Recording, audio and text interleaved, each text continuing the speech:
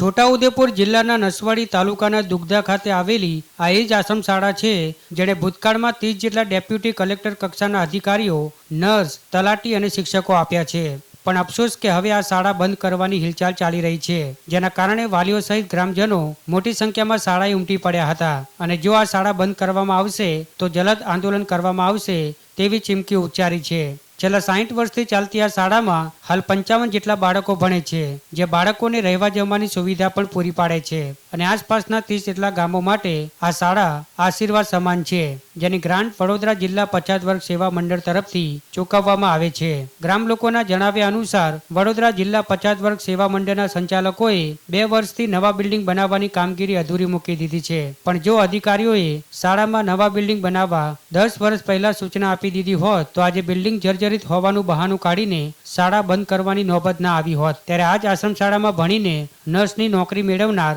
Retired કર્મચારીએ આક્ષેપ કર્યો છે કે શિક્ષણ મંત્રી કુબેર ડિંડોર આદિવાસી બાળકોને અભ્યાસથી વંચિત રાખવા માંગે છે કે શું?